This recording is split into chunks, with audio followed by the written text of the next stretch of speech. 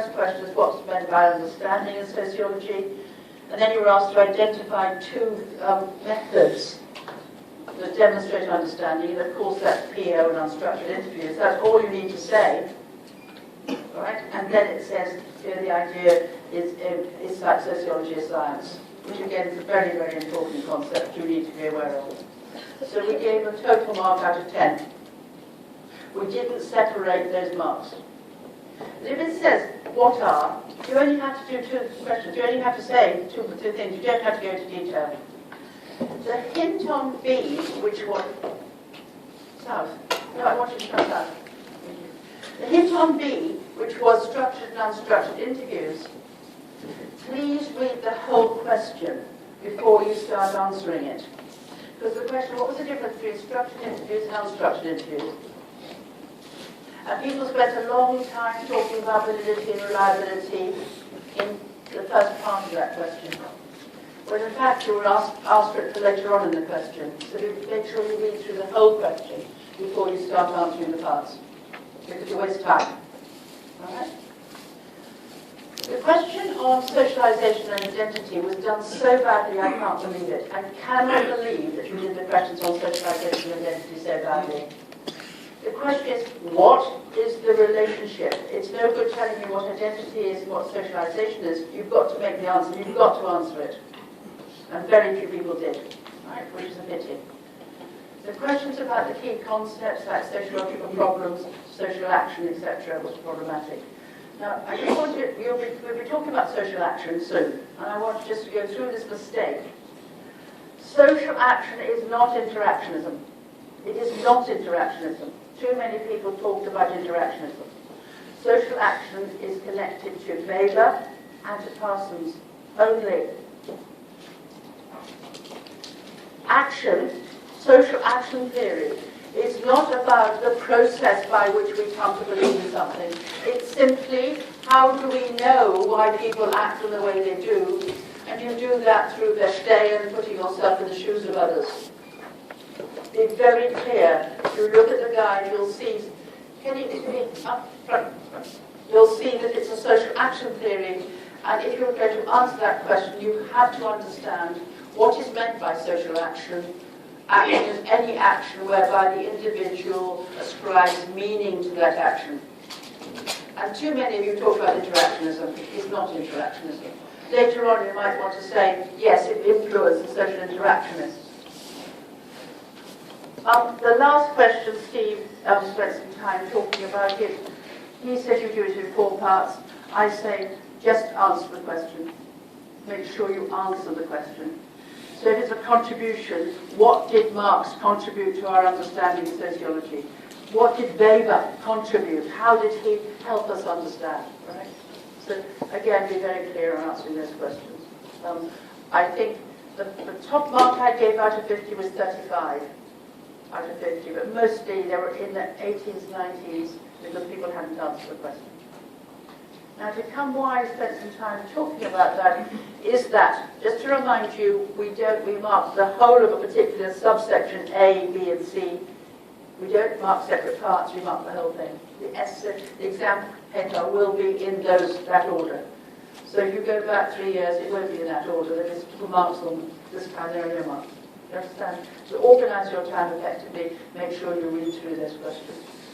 So section A is very, very important to sections B and C. Very, very important. You cannot, we're just not doing section A on its own. It's going to influence you on section B and C. All right? Those who have come in late, we're now going to start. Can you come south? I hope you've all got your notes or access to your notes, because you'll be writing on them as I'm talking. I tend to get quite excited about things, so I tend to speak fast, so please, if you could actually tell me if I'm speaking too fast. If you're sitting near somebody, can you just say hello to them? Or near them, say hello, work together. We're going to work as a family, as a group. We're going to have strong ties, not weak ties. All right, we're going to work together. And I hope that we make this fun. All right, so this is the last time I'm going to be teaching here. Let's make it a fun session. Let's make sure that learning can take place. All right. Now, the first thing I want you to do is please, don't let me lose my things. Right.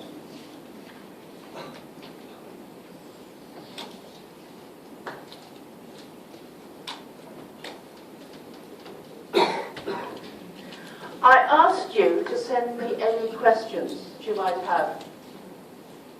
Sam? Nobody sent me any questions. I think I had 4 or 5 questions. This is the first time I've given my email. First time I've given my email. Nobody's used it. Except after the event, when people have said, please would you mark an essay? No, I will not mark any more essays. I will answer certain questions. You can still ask me questions, right?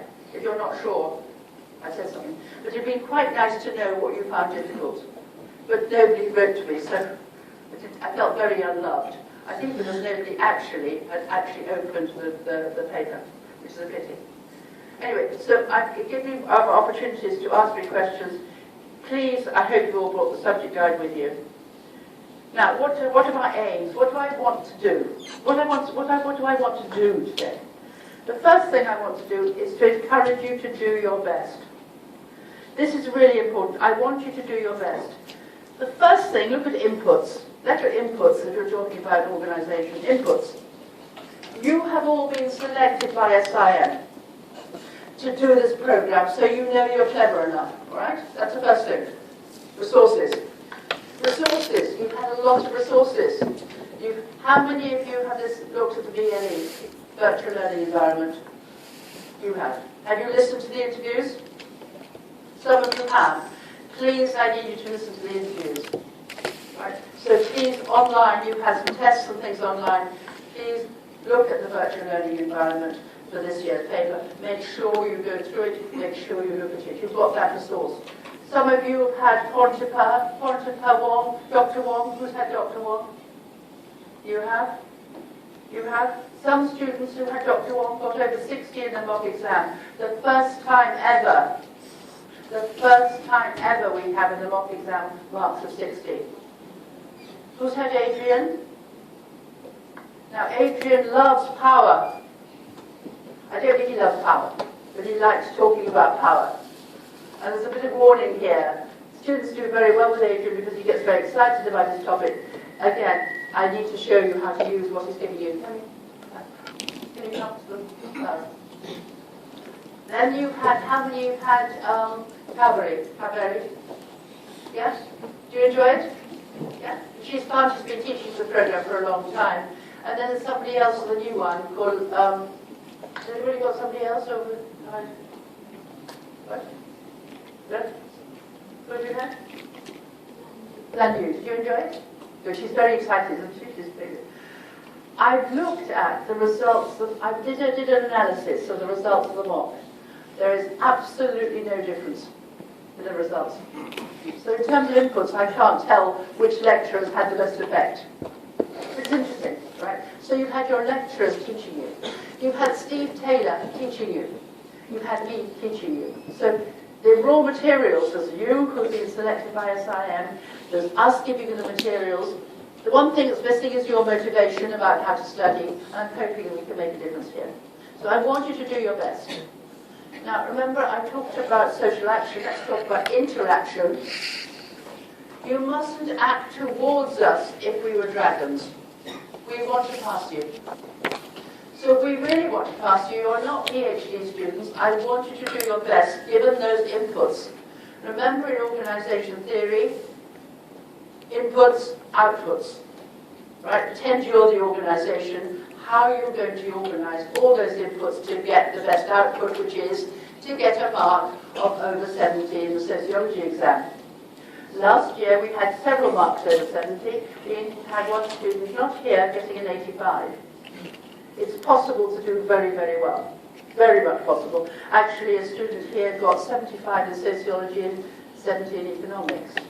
So you can in fact do better in this subject. So I want to encourage you to do the very best with all those inputs. Motivate yourself to say we want to pass you. And to give you another instrumental, can you come south? To make another thing about not spending time on section B. Why not? Because your lecturer said please concentrate on section C, which is organisations. Now I want to be clear. In terms of legitimacy, is that okay? Are you all slightly worried about section C, which is organisations, and you're happier with B? Is that okay? Look at me, look at me, look at me. Are you happy that I'm doing this? I'm spending most of the time on section C, because that's what your lecturers have asked me to do. I will do a little bit about section B, but mostly they've said that you know a lot about section B. So this is what I'm going to do. So I'm going to encourage you to do this and show you how to write essays here. So we'll be talking about the structure of essays. Then I want to highlight the most important theories that you need to have in B and C. Now, I'll be repeating this lots of times. Theories. If anything says analyze or describe two theories, you can describe any theories. They don't have to be sociological. So if it says compare two theories of globalization, you can easily do Susan Strange and probably Omar Hay. They're theories, right? And on organisation, you can do population ecology and research source dependency. They are theories, right? Now, what is a theory? A theory is a form of explanation. Why do we do the things we do the way that we do? Theories you need to do. So those are the theories. Be clear. Be very clear when you read the question. If it says theories, it can be any theories that you have studied in the guide. However, if it says sociologists, you must use sociology. So if it says compare the work of two sociologists of globalization,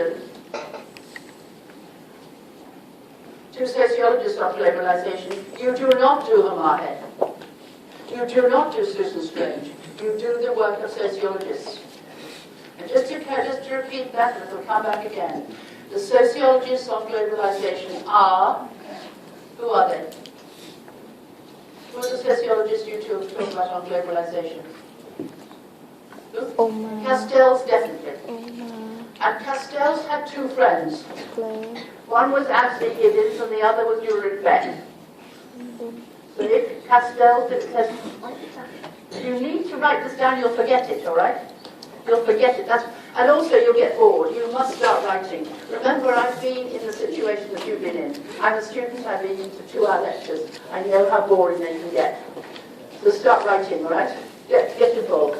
So again, if you're looking at sociologists, you can use Castells with his friends, Beck and Giddens. That's a group, they're friends, that's a particular approach. Who else do you use for globalization as a sociologist? Who else? Leslie Sklair. Leslie Sklair is a very, very important sociologist. He taught me. Right? So again, Leslie Sklair is another sociologist.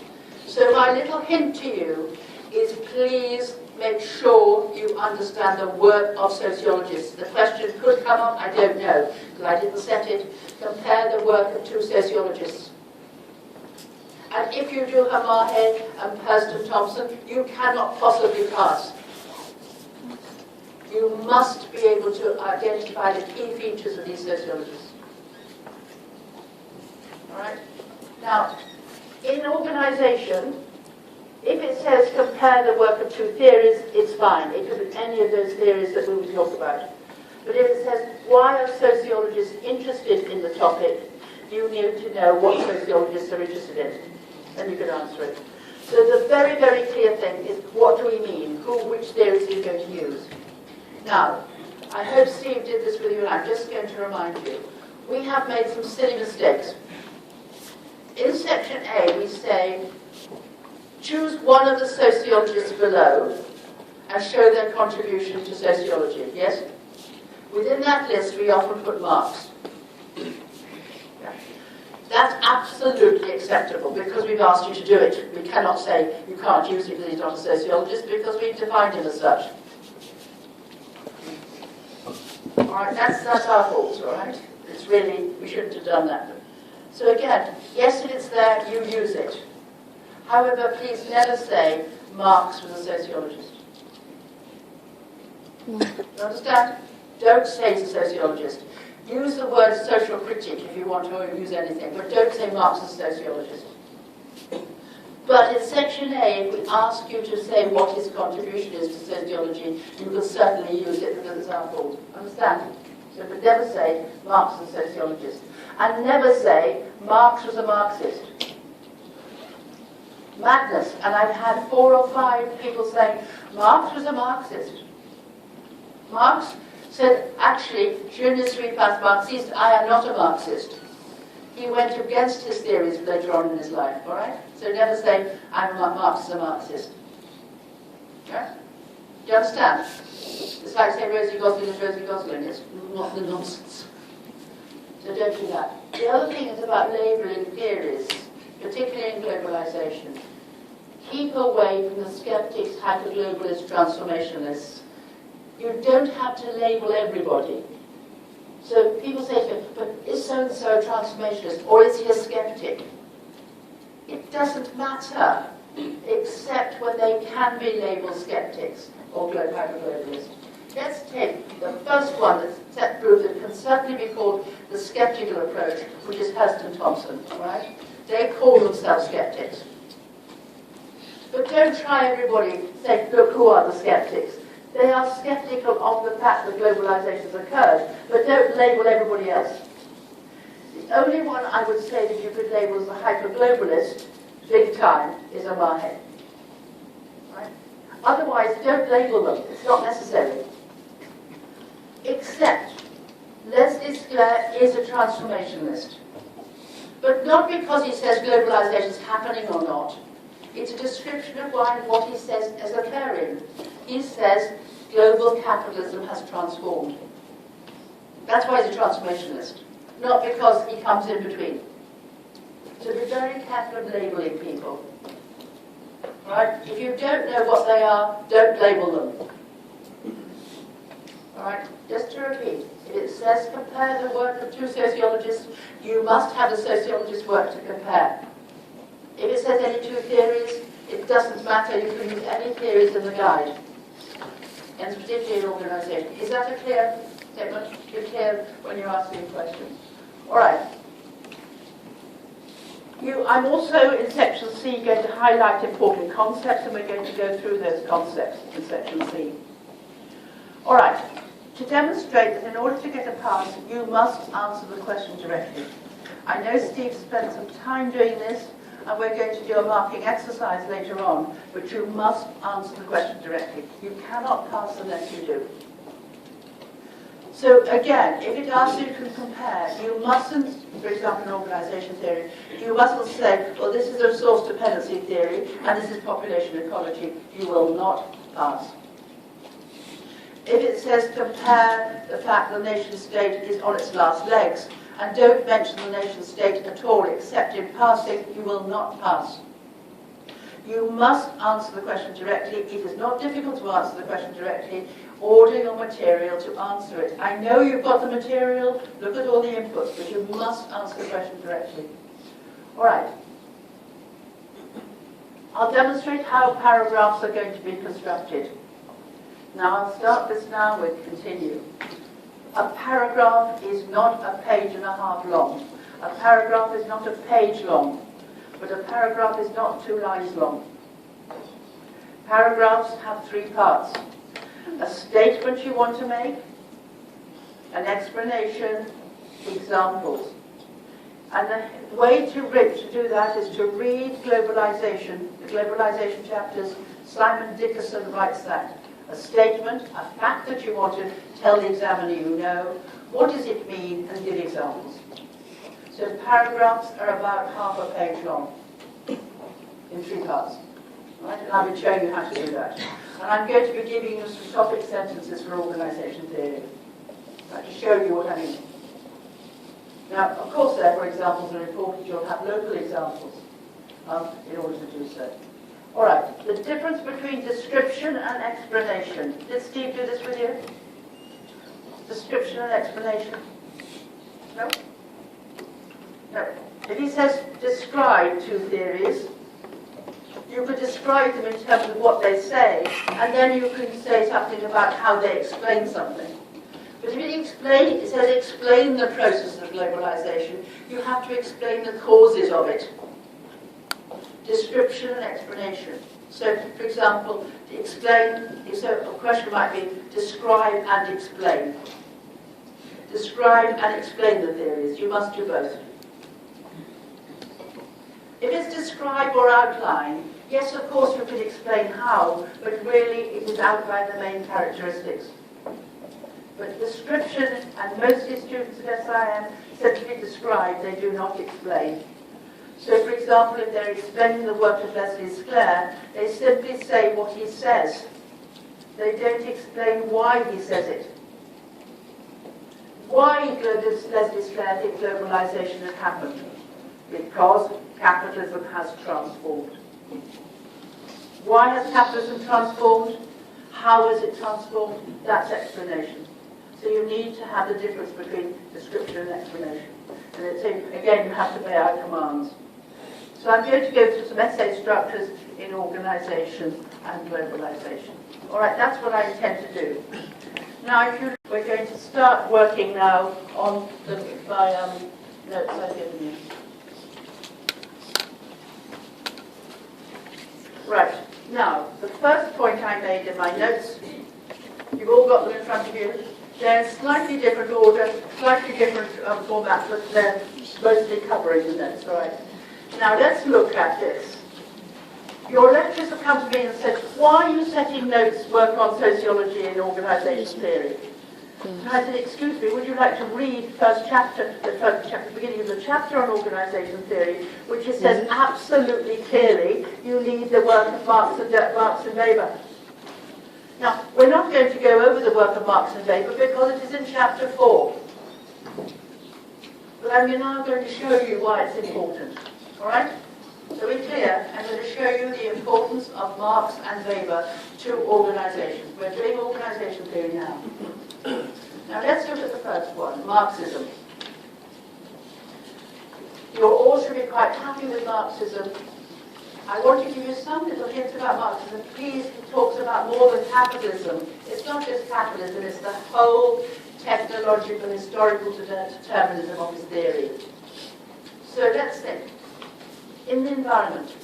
For Marxists, what is the environment that the organization faces? For a Marxist, what is the environment that an organization will face? What type of environment? What's important for a Marxist? If you're a Marxist, what type of environment would you be using? What aspects of the environment the organization faces? Organizations are in the environment. So what sort of environment? What? Economic. Yeah. So he's going to stress the importance of not just economic, but the mode of production. How things are made in any society, who makes them, the relationships there, they're talking about the mode of production, will determine the shape of organizations. You understand? That if it's a capitalist society, you're going to have organizations that contribute to the capitalist system. And that includes the state. That includes the state. So again, Marxists would say the Singapore state contributes to the development of capitalism. How does the Singapore state contribute to the development of capitalism? How does it secure capitalism? What does the state do? Yeah? What does your government do to keep capitalism going? Well, you're in one institution. SIM was created by the government, EDB, in order to create managers. Yeah. You need a workforce. You need a workforce to work in the organizations to keep capitalism going. Yeah? How else does the state contribute to capitalism? What else does it do? We're not on that page, are we? Where?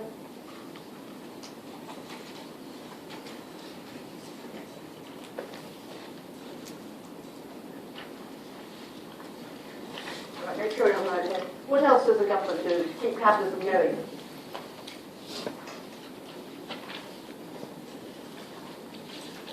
Would you say you have a strong law and order? Do you think Singapore's a peaceful place to live? Yes, of course. So you make sure that you have social stability. Otherwise you cannot produce anything. Right? So social stability, so you have the regulatory framework. You have inputs to make sure people are trained. You all love Paul Willis. You use Paul Willis till it goes out of that. Paul Willis learning to labour, working class kids get working class jobs. You have to have a workforce, you have to have the education system that reproduces, allocates resources. So the state will form to do this. It's an organisation. It will reflect the environment. It will reflect the value system. So use Marxism for the environment in organisation theory. So if the question came up, what is the relationship between the organisation and the environment? You could use a whole paragraph on Marxism. All right. So in that you have private organisations and you have public organisations. In private organisations, organisations in capitalism have a very, very, very strong division of labour. And what is the division of labour for Marx? It is alienating. So use the material that you've got in chapter 4 to illustrate this. Right? So organisations in capitalism are going to be affected by the dominant mode of production, how things are made. The next point is power in organisations. Who has power in organisations for a Marxist? Here we have the division between those that own or those that control capital. Is it the shareholders? Is it the managers? Is it the people that are both managers and shareholders? Who dominates? Who has power in organisation? Or is it, unlike the Weber, is it those that have legitimacy? How do they have power? You all say stupid Stephen Luke's work. You can use it again. Who has power? What type of power do they have? And if you're talking about a Marxist view of power, it's power over. So managers have power over their workers. The relationship is what? Symmetrical or asymmetrical? Symmetrical or asymmetrical? For a Marxist, is it a symmetrical relationship or an asymmetrical relationship? It's asymmetrical. They extract surplus value. So all of this is useful for organizations. You must be able to use it if it's asked for. All right. Failure of organizations. The state will fail, the state will crumble when capitalism is in crisis.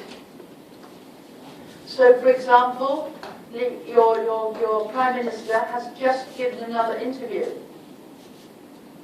In that interview, it comes from the Financial Times, the interviewer said, will we have another financial crisis? And what do you think he said? Yes. He said, of course we'll have another crisis. That is the character of capitalism. He must have learned Marxism somewhere. It was a brilliant answer. He said, of course we're going to have a crisis. And he said, what we've got to do is learn how to deal with that crisis. So again, you can look at the structure, internal structure of organizations, division of labor, the extraction of surplus value. So if you had a question, why are sociologists interested in organizations? Marxists are interested in these things. All right. Any questions so far on Marxism and organizations? So generally you have to do work on chapter 4 to understand organization theory. Let's look at Weber. Max Weber, very, very important. Let's take the first one, last one, rationalization. Weber suggested as societies develop, they become more and more rational. People acting rationally, people constructing rational organizations. So what form of organization would occur in capitalism for Weber? What form of organization occurs and is developed in a capitalist society or in a modern society? What is it? What type of organization? If you in your culture is more rational, you do things the most rational way, what shape will the organizations take? Bureaucracy. For Weber, a bureaucracy is the most efficient type of organization. It's the most rational form of organization. Why is it rational? Why is bureaucracy a rational form of organisation? What makes a bureaucracy rational? Two major features. What are they? The rules and regulations are not a major feature, but rules are made by those in command. There's a command structure, there's a hierarchy. In a bureaucratic organisation, there is a hierarchy. So you have rules and regulations which are written normally as a command structure. So you have vertical integration, right? And what else makes a bureaucracy efficient? Division of labour. So in a bureaucracy, you have a division of labour, and therefore it is efficient because it's the way to maximise inputs to outputs. You have specialisation. So there's two parts for a bureaucracy with labour, which you need to be aware of. Of course, you might be able to discuss other features of a bureaucracy, but mostly you have to understand those concepts. So for Marx, the division of labour is alienating, for Weber it's efficient. But what does he say about the division of labour in an organisation? Is he happy with it? No, he says you live in an iron cage. Because everything is controlled, you can predict everything, it's efficient, you can predict everything. Therefore it's like being in an iron cage. And workers are like what? What did he say the workers were? Little cogs in the wheel. Now he didn't say the word clogs. C-L-O-G-S. He didn't say that. He said C-O-G-S. Cogs. He didn't say clogs. Be very careful. This is a clog. Well, not quite. This is a shoe. He never said workers are like shoes in the machine.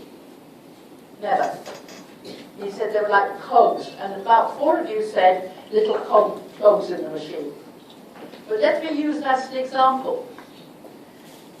Have you seen Les Miserables, Les Mis? Yeah. The revolutions in France, a lot of them were against mechanization, because mechanization meant people lost their jobs. So the workers used to throw their clogs into the machines. And that's the word. In French, the word clog is sabot, S-A-B-O-T. So the word sabotage comes from that. So one of the things we're going to be talking about is how difficult it is to rearrange organisations. You might get people sabotaging. Another example of sabotage, this is slightly off point, IBM started by 2 workers sabotaging NCR, National Cash Register. They literally broke the NCR machines and then set up IBM. So IBM was set up illegitimately by workers. These workers were working in National Cash Register and NCR. They then went out and started to mend the machines for NCR, and then they broke the machines and said, I've got another machine which might be much better. Come and buy ours. So, of course, one of the things people do is engage in sabotage. But please, that's not what Weber said. He was talking about the cogs in the machine. Okay. Right, so you see about bureaucracy, do you all understand? So, for Marx, the environment is the economic environment. For Weber, it is culture. So which theory in organisation are we going to be looking at? Culture. Institutionalism. So you link Weber to institutionalism and go back to first principles when you're answering that question. The question of legitimacy. Now, we started this course out talking about Weber being a social action theorist. So, in social action, individuals attach meaning to their action. So the big question is, why do people obey? Why do people obey those in organizations? Because they're perceived as being legitimate. Their people perceive them as, or act towards them as if they have the right to be in those situations. So bosses have the right to be in a situation, they have the right to be in power. People are there because they've gone through the particular rituals of appointment. Their people are right to be in command of the army because they have right powers, etc. So legitimacy is important, all right? So please, these points that you learned in Part 4 are absolutely vital of Chapter 4 for organisations. The last one is Berger and Luckman. Now, Steve says he's talked about Berger and Luckman, has he? You teach about Berger and Luckman? Did you? Did you? Do you know, I think, I'm trying to find out why you can't remember what Steve told. I think you've got to say, I've got to learn all these facts. Relax, just let them come through. Just think about them. If I describe Berger and Luckman, Peter Berger has no hair. Don't write this down. Peter Berger has no hair. He's quite fat and he's now become slightly bad-tempered. But he was an incredible sociologist of religion. He's now working on terror. But he wrote in 1960 a book with his friend Thomas Luckman, The Social Construction of Reality. Now this view is a very, very different viewpoint to normal macro-sociology. Social constructivists are not interested in what is. They're not interested in what is, how many suicides there are, what is the structure of Singapore. They're not interested in that. They're interested in how we come to perceive things as they are. So you've done Rosenthal and Jacobson, right? The big failure in the classroom. You've done Making of a Moonie, how Moonies become to understand their position as Moonies. How children learn to fail in school. We act towards the things on the basis of our perception, how we construct our reality. Right? Now that's a phenomenological approach. Phenomenology, did you do that with you? Oh, I don't know if you did or not. You didn't, all right. This is why I had to have this for institutionalism. Again, you have to read this up in your guide, all right, because I can't spend too much time. If you see phenomenology, try to remind you, PPP, not public-private partnerships, all right, but PPP, phenomenology, perception, and process. So, phenomenologists have a completely different subject matter to sociology than other sociologists. So they're not wanting to describe, they want to know how do we come to understand. Remember what the Thomas theorem was?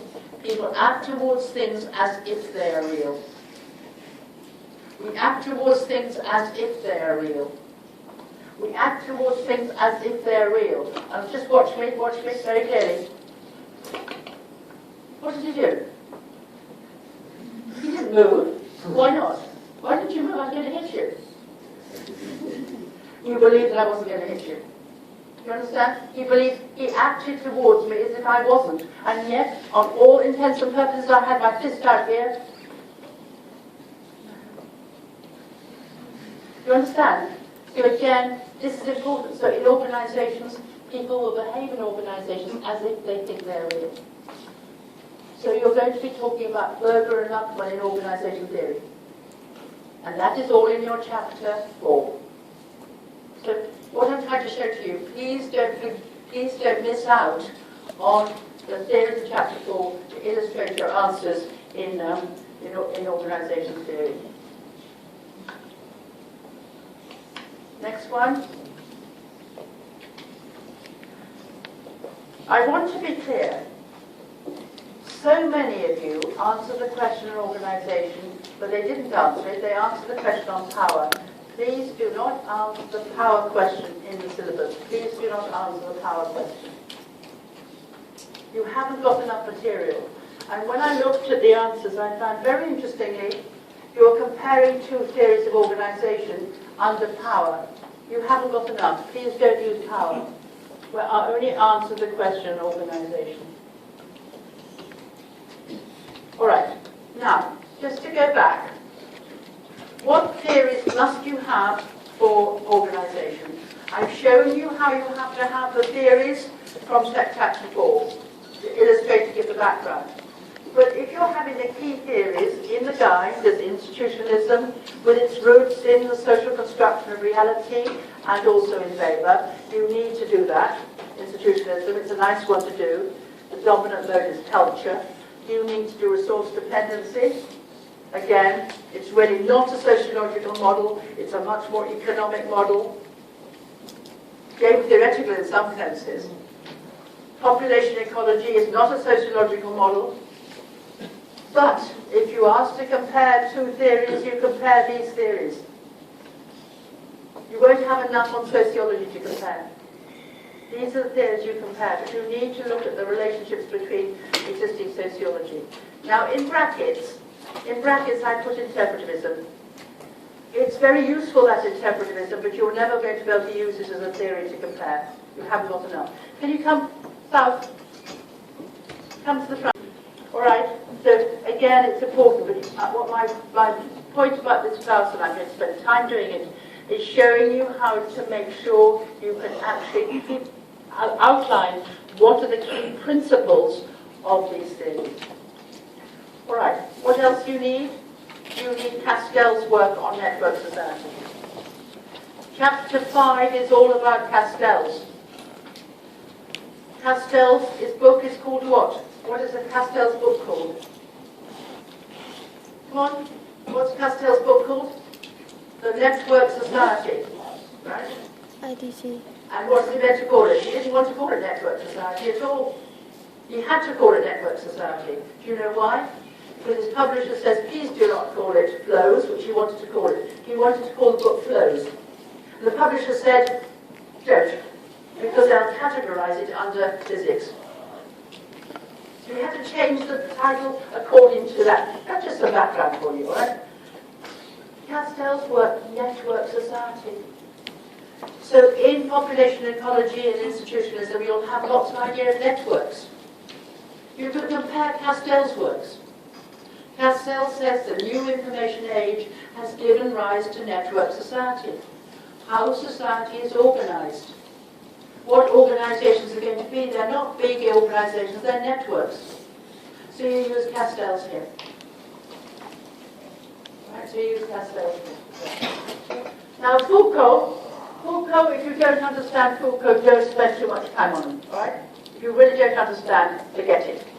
You use Foucault for power in organizations.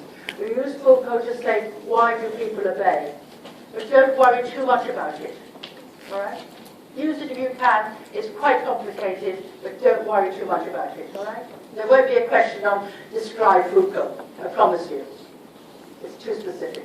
But if you like Foucault's work and the idea of why do we behave, now, if you're talking about strategy and power in organizations, whereas Marx would say you have one A has power over B, power over. Foucault says power is everywhere. You can't see who has power. All right, that's all you use it for. Marx, Weber, and Parsons. Let's look. I showed you about Marx and Weber. I just want to give you some example about Parsons. It's useful for you to have. Again, very descriptive, but useful. And here is his problem about the professionals in organizations. What I'm doing now is I'm giving you the inputs, all right, that you need to have, the knowledge that you must have. So here, the difficulty of organizing professionals. Sometimes the question comes up is organizational strategy, why do organizers die, why they don't succeed, why they're not efficient. And one of the reasons is the problem of the professionals. Now let's think here at SIM. Is SIM a bureaucracy? Is it? It's more and more and more a bureaucracy. This morning we walked in, nobody was there to meet us even. No. We had a name, where we meant to be, because I left my bit of paper behind. So I had to find out where we meant to be. But again, you had to print out your notes. Did you speak to anybody? No. You might have just had me talking like your automaton, you know. It's a bureaucracy, it's a hierarchy of control. When I first came here, Sylvia and I used to go out and we decided how things were organized. Now it goes according to the rules, yes? It's a bureaucracy, it's a chain of command, there's a division of labor. There's so many different subsections here now in SIM, I don't know how to, it's a bureaucracy. It's very much a bureaucracy. But who are the workers in this bureaucracy? Well, they're the accountants, the administrators, the managers, the program directors. But what does SIM do? Who should be the most important inputs? The teachers. And we have our own values. You've all had an Amos, haven't you? Amos with economics? Well, he's a professional. And my goodness, doesn't he know how things ought to operate? He doesn't like the bureaucracy at SIM. He likes SIM, but he doesn't like the bureaucracy. So when I say, please, Amos, the bus is leaving at 8, please could you come? Oh, I didn't get here on time. Stop flapping. We'll get here. I know how to teach. Don't interfere with my teaching, right? Because your professionals, teachers know how to teach. They do not want somebody else telling them how to teach. And they have their own professional organisations. And now they're in conflict between the professional organisations. For example, Amos would like to have team groups of about 15 in a tutorial. And you have 50, don't you? In a tutorial. He would like 15. But the accountants say you can't do that. Can't do that now. Not efficient. In hospital, I don't mean in private hospitals, but in NHS hospitals, the accountants say that person's been in that bed long enough. She has to go home. The doctor says, there's nobody home to look after her. That's not our responsibility. Send her home. So we have the problem of professionals. Right? And often the goals of the professionals are at odds with the goals of the people that run the organisations. And increasingly, organisations are becoming run by managers and professional managers, and professionals are simply there and have less power. So it's been quite interesting to see what's happening. Right. All right. Again, questions will be asked and require knowledge of the approaches, but if you could use other approaches accurately. All right. So, how many of you are doing business and management? How many of you do business management? You're doing business management, you are? Anybody? Right. If you do business and management, you can use some of the theories for organisation. Particularly the human relations school and scientific management. You understand how to do that? The human relations school says what type of organisations do you have to have there? Bureaucratic organisations? Human relations school, would you have bureaucratic organisations? No. That doesn't motivate workers properly. Scientific managers, yes, a strong division of labour. But in the end, both theories require profit. Right? Yeah. So you can use those two theories. So please use some of the theories you've done in business management, but don't do all the stupid theories that you had to learn about. Only when it's more theoretical. Right, so inputs now. I've given you inputs to what you have to have. So you do chapter 4, chapter 5, Castells, and obviously chapter 14. Now, next point. And I think you'll be happy with this point now.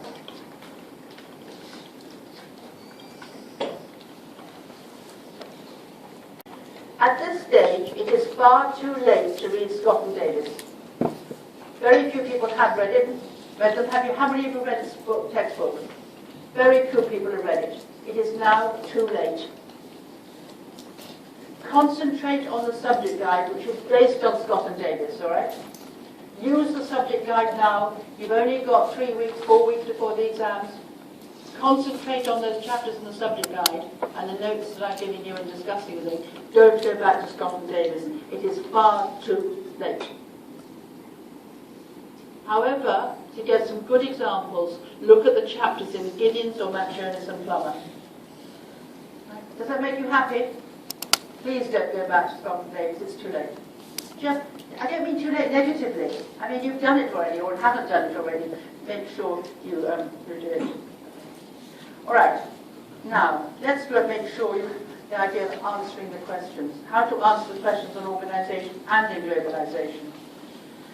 An organisation, if the question asks you to describe, you describe the theories, what are the major features. If you can compare theories, I'll show you how to do that. You can compare each of the features. You don't describe one and then the other.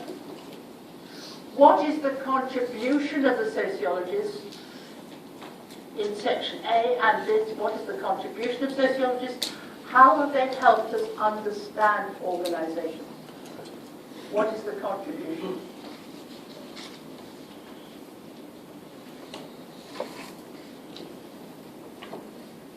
All right. Key terms, accounts. Compare any two accounts of globalization. All right. Compare any two accounts of globalization. These are all the first questions. I'm just going through them. Don't worry. You've all got them, haven't you? They're the same ones. You should be... Where are you? These no, come on. They're here. Right? Reading, yeah? just carrying on, don't worry, we're still really on page 3, right? Don't go round, I'm just discussing this, just going through accounts. If you're going to say, this is like a narrative, how a sociality explains the working in an organisation, how they explain change, how they operate. Accounts, contribution, how does it help us to understand it? So be very, very clear about the key terms in the question. You must address accounts and contributions. And if you really want to, I'll send you this email, but honestly, I'd far rather you just listen to me and say what is required. All right, now, please can you go to your notes? And I've given you a lot of questions which I asked you to do, and you haven't done them, I know, because you told me you haven't done them, because you haven't printed them out. I sent some questions. What do organizations do? And that, I hear people take my papers. Where are they?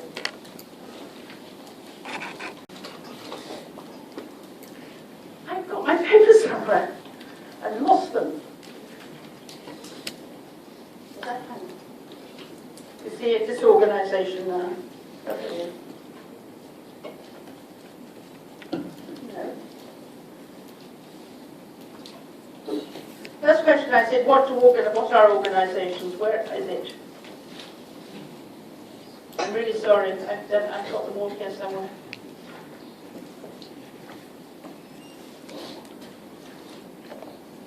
All right.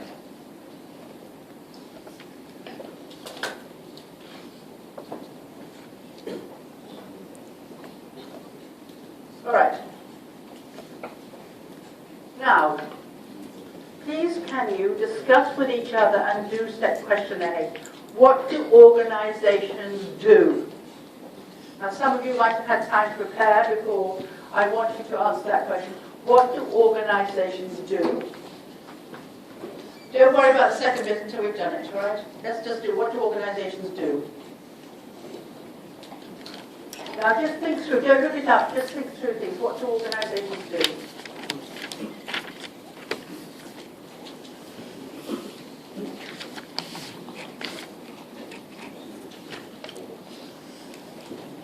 Organizations do.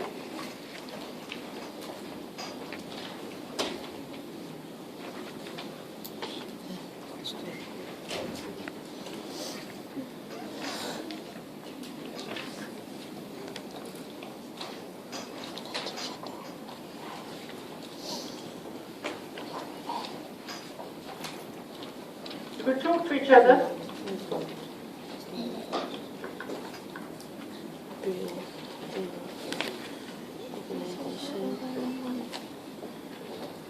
Don't look about just right. What do organizations do? What's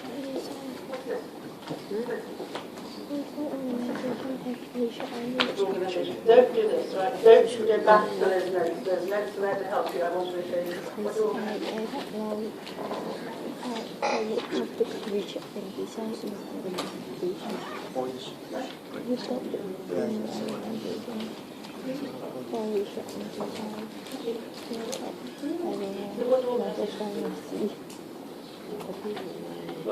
Well done. How many of you got organizations reduce risk? Yeah? Reduce risk for who? If you have an organization, a proper organization reduces risk for that organization what it produces.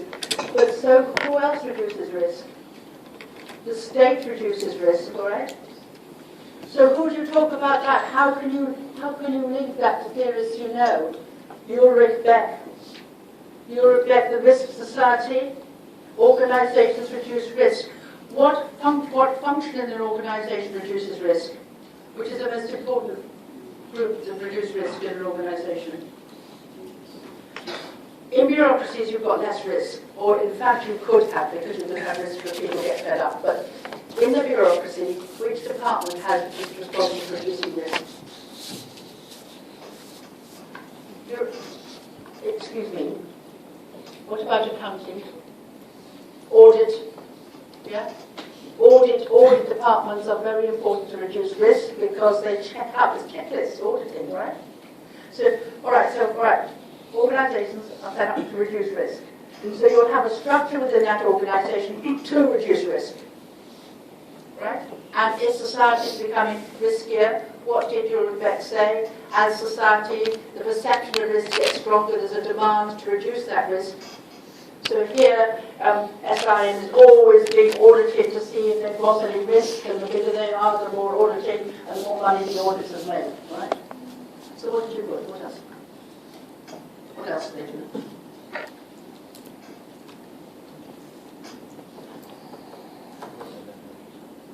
Don't worry, it doesn't matter, try it. What else do they do?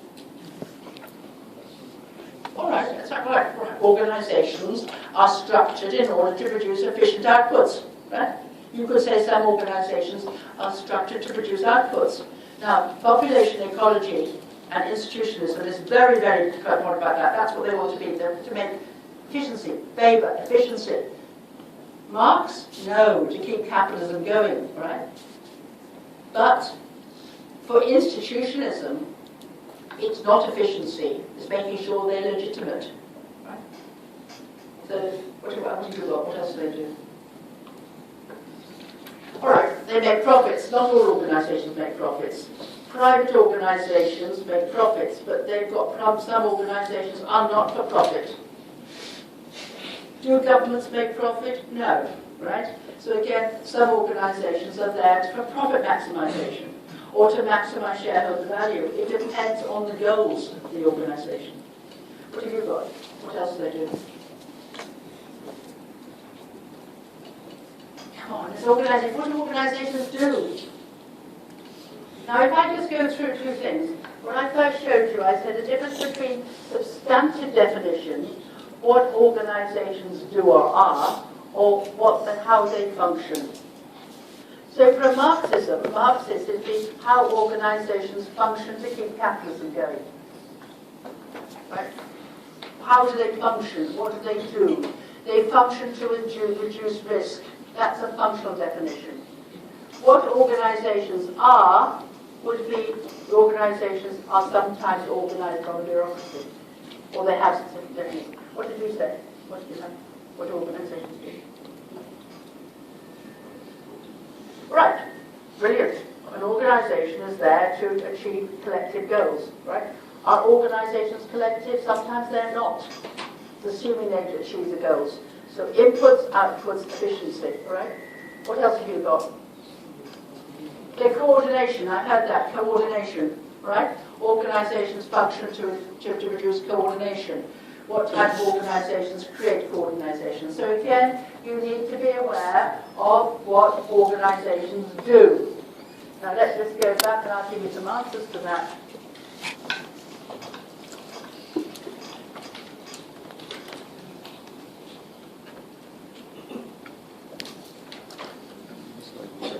All right? You can look at them in those terms, and I've given you this. What do? They coordinate, communicate and control the CCs. They produce goods and services. They structure our modern existence. That's a functional definition, and they reduce risk. Right. Now let's just do another one. What is meant by an organisational field or an organisational environment? Now let's think about what that environment is. What is in an organisational field? What is an organisational environment? If you look at this statement, which is on page 31, significant elements which lie outside an organisation, which influence its ability to survive and achieve its ends. So can you list as many things that lie outside an organisational environment which affect its ability to achieve its ends? So can you tell me? List them down. We'll spend about 2 minutes going through these. What makes up the organisation environment?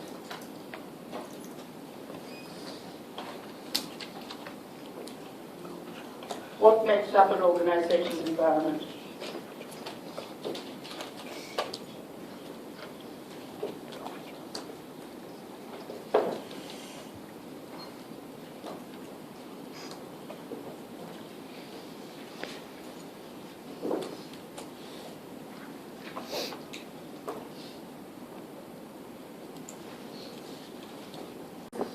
an organisation is and what it does. So what have you got in the environment? Yes, resources. All right, the big heading is resources. What resources are in the environment? What? No, that's not resources. We can come to politics, which is important, all right, a very important one, but let's look at resources. What resources lie in the environment on which the organisation can draw on? What resources are there? Labour. Not labour market, labour. Yeah? HR resources, all right? Labour. Now, it's not just labour, it's the quality of labour. So, resource dependency says organisations are in competition for labour. For what sort of labour? For trained labour, for appropriate labour, or for untrained cheap labour? Organisations are in competition for labour. So people will work for those organisations that pay a lot of money, won't they, to them? So what tends to happen is with a shortage of labour, the price of labour goes up. So what do organisations do? Globalise to get cheaper labour. The cheap labour. What does your Singapore government did? The Singapore government wanted to make more and more people come into Singapore because it depended on the resources, the human resources. What happened? People objected, so they had to put restrictions on resources. So what's happened to places like hotels? They haven't got enough resources. So labour is important. Trained resources with the right quality of labour. So there's a lot of labour in India that's working in rural areas, but they're not appropriate to work in some of the call centres. So training of those resources, appropriate training of resources, there's competition for that. What other resources are available in the environment?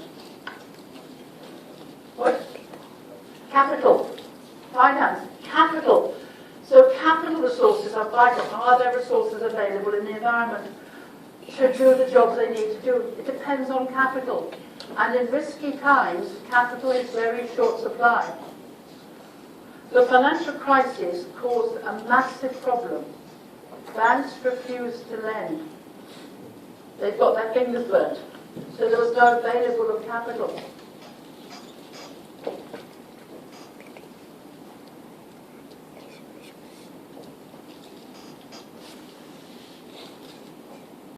I don't like people leaving in the middle of the class. I'm going to stop in a minute, all right? Please, I really, if you miss things like this, this is how you learn, all right? It's not just you can come back, all right? So please try not to leave in the class. I'm not going to be the bossy lady. I'm not going to be bossy lady. I just keep going. Right. So capital, all right? There's been so many firms failed in the UK. Many firms failed in the UK because the banks foreclosed. Foreclosing, they drew in the loans. So many organisations failed. Many organisations didn't start because it was too risky. So capital is important. What else? Really important. You got one? Information. Yeah? Information. I like the way you talk. I like the way you think. Information. Information. Again, for population ecology is very, very important. It's information, it's the ability to get that information. For Castells, the information age. Information. These resources, people are in competition for these resources. And a big one, again, sort of resources, and that's the market. You know, the market for goods, the market for services. So again, it's a resource up to a point, is how do you know the market? Now you mentioned the political environment. Well done. The regulatory framework. How you can operate or how you can't. Can you produce or can't you? Do you have to pay a minimum wage? Is there a minimum wage here? Is there? People know or don't know. Is there not? No. So people might quite like to work here because you can pay below the wage that's actually livable. In the UK, we have a minimum wage. You cannot work beyond, I think the US now works out about $12 an hour. Is that a good wage? What do McDonald's pay? 6. Aha! So you better come to England to work at McDonald's. So again, the regulation, who can work? In Singapore, can children work in factories? No. Where in the UK, children could work in the factories until 1840. Women couldn't work in factories after that time either. So who was allowed to work? Who was allowed to operate? SIM can only operate because they've satisfied the CPE, Council of Professional and Private Education. It has to have certain amount of rooms and certain amount of facilities, and that can't operate. And so what's happened to private education in Singapore? There was about 1,000 private colleges, now there's about 200. Because the regulatory framework has said no. You cannot operate. So again, you've got to be careful about the rules and regulations in the environment. Again, the culture in the environment. What sort of culture? Now, here, think about Max Weber. He said in pre-industrial, pre-capital society, the culture wasn't conducive to working because you could always go to heaven anyway. And that's why the Protestant ethic was so important. The culture changed because the religion changed, which made people work. So often, when firms won't go into countries because the culture is not conducive. You don't want to work because you can't get people to work properly. Now, is the culture here strong? Is there a strong work ethic in Singapore? Absolutely strong work ethic. Incredible. And so when I started to work in Singapore, I didn't have such a strong work ethic. But working with people in Singapore, my goodness, I work 18 hours a day. I feel guilty when I don't. Whereas in France, they have I think it's about 38 hours a week they work. That's all they're allowed to work. But it's a very, very strong culture. When you're in work, you work hard. In Mexico, they work long hours in Mexico. They get to work about 8 o'clock and they leave about 11 o'clock at night. They don't leave until their boss is left. So the boss doesn't want to leave, but they think it's not a good boss. So everybody's waiting for everybody else to leave, but they don't do it very well. So again, it's a culture in the environment as well. So the regulatory framework was culture, the role of professional organisations and other regulatory things. So again, you need to be aware of what an organisational environment is. So if you're going to answer a question about what is the relationship between the organisation and the environment, you need to know what the environment is. And I noticed that very few people in their answers actually knew what it was. Now, I'm going to be introducing you to a new phrase as well soon, which is environmental determinism. Some organisations' theories says the environment is very, very, very strong. Which theories say the environment absolutely determines the success or failure of the organisation? Which one? You've got three theories, all right? Resource dependency, population ecology, and you've got and institutionalism. Of those three, which says the environment is the most determining? Think. If I say the word determining, I mean shaping, right? Which says the environment will determine the success or failure of the organisation? Which of those three? Source dependency, institutionalism, and population ecology. Which is the most determining? No. Population ecology. Population ecology says the niche that population is in will determine its success or failure. It's very, very strong. Resource dependency says there is a role for managers to make sure they get resources. For institutionalism, there's a role of managers to make sure the culture is legitimate. There is some attendance. So if you're comparing theories, you can compare the thing about how strong or weak is the environment to that theory. Is that okay? You understand? Right.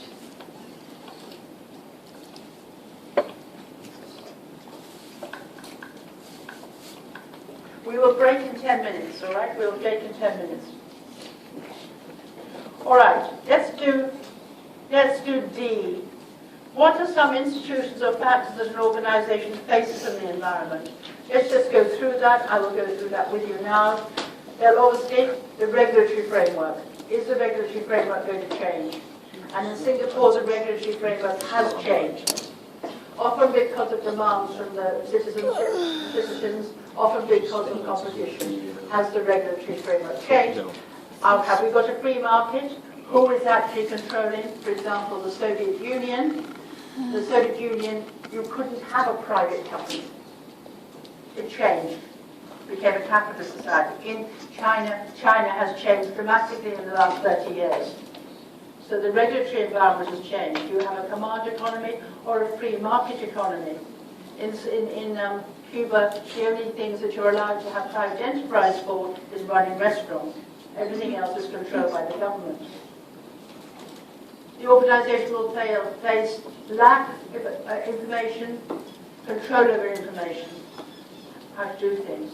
The environment will face a risky environment in terms of both risk in terms of lack of resources or access to resources, or risk in terms of the political environment, or also the global environment. Risk. Terrorism. Now you must have been following the Malaysian Airlines disaster, yes? Correct. And why did that happen? Well, there's wonderful stories about why it happened. I don't know why it happened, but now they've got this fantastic story. Have you heard this one? No. Let me tell you this story. First of all, they said the story that the pilots have jettisoned out and they've actually saved her somewhere. They've let the aeroplane just die, right? The other one is that the pilots wanted to make a point to the government to say they wanted to release Anwar from prison. And the government said no, so they crashed the aeroplane. Now, can you imagine what has happened to Malaysian Airlines client base? People are cancelling their travel. Absolutely gone. I mean, so again, the risk of terrorism is quite strong. I don't know if it is or not. I don't know what's happened. But the perception of that, in this case, people are not traveling on Malaysian Airlines. The price of the tickets have gone down. I bought an expensive ticket on Malaysian Airlines, and I'm travelling by them. I do. Actually, it's probably the safest time to travel on Malaysian Airlines because they're going to be very strong. But again, those sort of risks that they're going to face, how do they deal with those risks?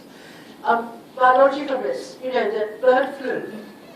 Bird flu was a really big risk, unless you were manufacturing masks when you made a fortune. Risks, financial risks, these are all risks. And how the organisation relates to the environment in terms of risks will determine its success or failure. And it draws on the environment in terms of information to be aware of risk. Right. Let's look at another one.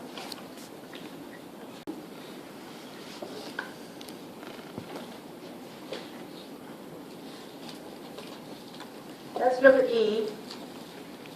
Now what I'm trying to show you is the relationship between an organisation and the environment. What happens within an organisation which may affect its functioning? What happens within an organisation that may affect its functioning? So can you list some of the features? Strategy. Some features that happen within organisations that may affect the function. I showed you what the environment is. I showed you what the environment the organisation will face in the environment. Now, let's go internally. What will affect its functioning? What will determine the success or failure of an organisation internally? Operation. What? Operation. Yes, what sort of operations then? You think about any organisation, and you think, is this going to be a successful organisation, or is it going to be a failed organisation? One of the features would be, is that organisation going to face the environment successfully? But other things happen within the organisation. What are they? What? Yeah, I love it. Standard operation procedures. Are they operating according to operation procedures, or is it simply, maybe we'll do it this way? So again, is the internal structure or the most efficient way of doing things? Right? Is the structure of the organisation the most efficient way of doing it? So the internal structure, how is the command structure? Is bureaucracy the most efficient way of doing it? So we could think about the Chinese family firm. The Chinese family firm, the structure of that organisation was the head of the family controlled everything. Is that an efficient way of doing things? Well, at the beginning it is, later on it's not. Is the bureaucracy efficient? Well, of course, according to Labour, yes, but most people, the human relations schools, say no, it's not. So we can talk about, is it the firm structured or the organisation structured to receive maximum outputs? What else within your organisation? What else within an organisation? What? Shift in power. You can have power shift within an organisation. So again, is there sort of discord within the organisation? What is the role of the trade unions or the workers within that? Or is there middle management who want to displace management, top management? So we can have power shift. Is it a stable organisation? Do the people in power have control of all aspects? Do they coordinate effectively? The level of coordination in an organisation? What else? What did resource dependency say is the most important role of a manager?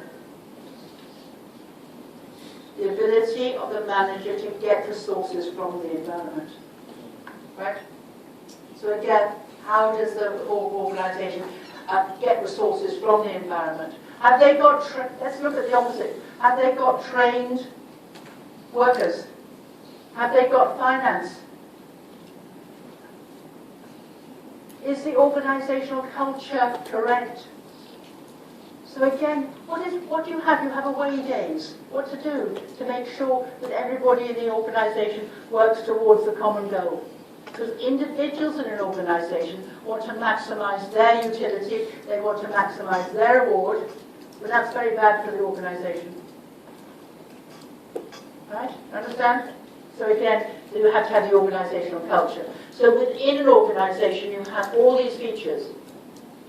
And the most important thing I want you to remember, these people also work outside the organisation. So it's the interplay between what happens within the organisation and the environment, which is the key sociological problem. We're looking about that interplay between them. Now, I just want to go through this easily here. What does the statement mean? Here, organisations are mostly designed. Organisations are mostly designed. What does it mean? What's the first thing that you might ask that question? Organisations are mostly designed. What would you ask that? What would you want to know more about? Organisations are mostly designed? What? By whom? Who is designing them? Founder. Right? So it could be designed by the managers. It could be designed by people who've done MBAs. It could be designed by people who do consultancy and come in like PricewaterhouseCoopers or maybe Deloitte. Come in and say, look, we just redesign your organisation. They're designed. You understand? So somebody does it according to standard operation procedures. Make sure that you organise your structure according to the proper way of doing it. So in this model, it is institutionalists are very keen on this model. They're designed according to the rules of the game. Organisations are designed. What is an opposite view? An opposite view of that is not that they're designed.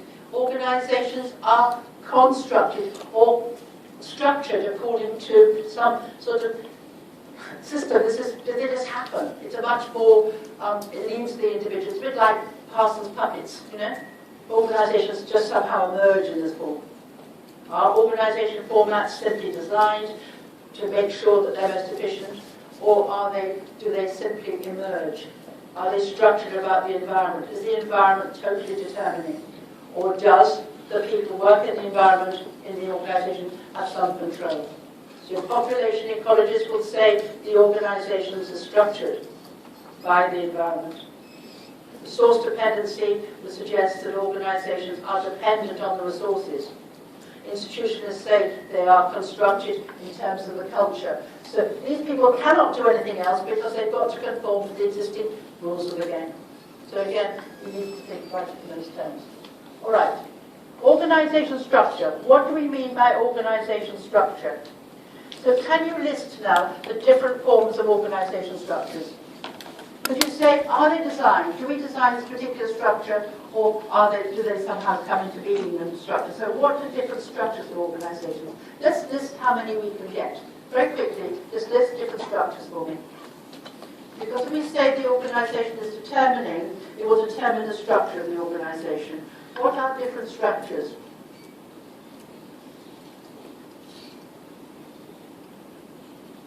These should be done. You see, I said this usually, but I can't build down until you've done it.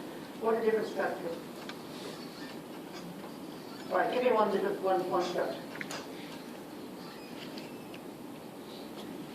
Have you got your notes? Oh.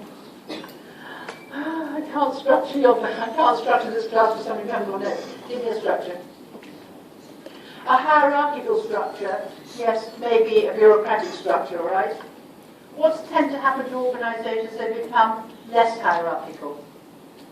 Why have they become less hierarchical? Because in many cases they become more specialized. Organizations become more specialized.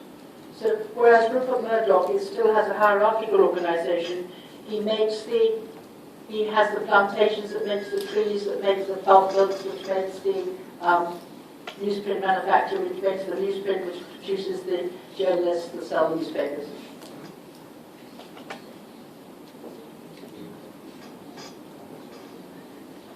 No. Yes. All right. Yes. You can have that one. Less bureaucratically, more to a human relations approach. Yes, you could do that. Yes. Where things are organised according to what's your structure there. More flexible structure. More. Give me a description of it.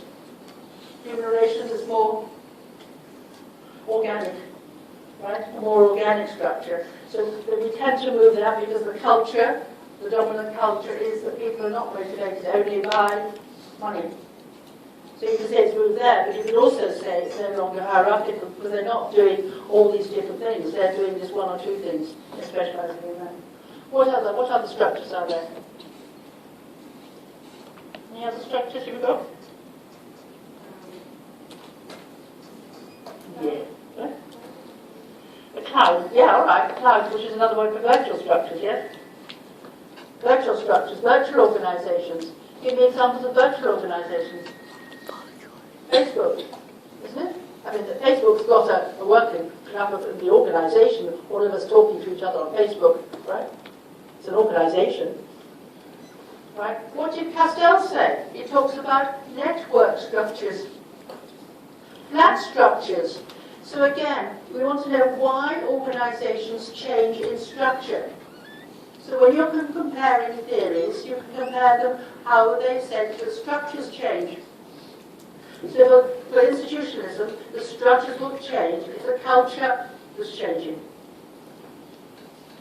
For resource dependency, they would say the organization will change in order to get more resources and control the resources. For population ecologists, the structure changes, but has to change because the population niche changes, which will change the structure of the organization. So you've got to be aware of how they change.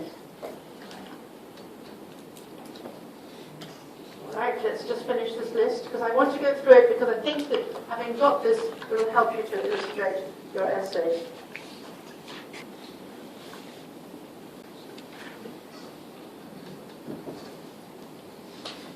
Right. Let's just go from here then now. I'm going to move on to do a touch.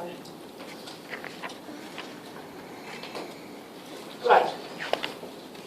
Just to show you this example, I'm talking about the environment and the organisation, but you got this wrong. Some of you have done SWOT analysis, all right? Strengths, weaknesses, opportunities, and threats. Now, I'm doing this to remind people who are doing introduction to business management how you can use this, all right? A SWOT analysis is essentially a way of understanding if organisations are successful or not. If you're going to put money into an organisation, if you're going to deal with an organisation, you always have to do a SWOT analysis. And two terms, just to make sure you're clear. All those internal pressures that we talked about within the organisation are called endogenous factors. All those with emerging environment are exogenous factors. Now, of course, they both work together, right? There's no question that they're similar, but you need to be aware and get them. Now, if you're asked to explain two theories of organizational change, you do not say exogenous theories and endogenous theories. They're just descriptions of the theories. Now, strengths, weaknesses internally, right? It all depends on your theory. The strong organization will have a very strong leadership. If it's a resource dependency theory, those managers who can get resources in the environment, those managers who can get resources within the organization are successful. Right, weaknesses. The weaknesses within the organization, lack of resources, resource dependency, inability of the organization to adapt for population ecology, weak culture, etc. So they all have different aspects where they say this is why organizations won't survive. And of course, threats. Threats in the environment. We've talked about threats. Political threats, regulatory threats, risky threats. Threats because other people enter the market as predators. Threats. Opportunities. We see opportunities, particularly in terms of organization. So again, you need to think about how the theories you have studied look at the relationship of the organization within the environment. And you need to show it. You just go to say, they say this, that, and the other. You have to be aware of it, all right? That's one way of describing the theories of organization. 2 minutes more, and then I'll let you go. All right? Environment, competitors, clients, customers, and suppliers. Yeah? These are the ones we mentioned. Government, pressure groups, the market, the economy, and information. I'll send this to you if you want to, but I think this all the things we've just been through just now. Easy one, competitors, clients, and customers, suppliers. Suppliers are very important. In many places, you cannot do the job you're meant to do because you haven't got supply. And I'm going to give you a very, very depressing example. Well, it was a very depressing example. In the United States, certain people have had their death penalty commuted because there's not a supply of the lethal injection. Yeah? There's not supply, because people will not supply the United States with this injection, this drug. Right? So suppliers can be very important. In a command economy, supply is very important.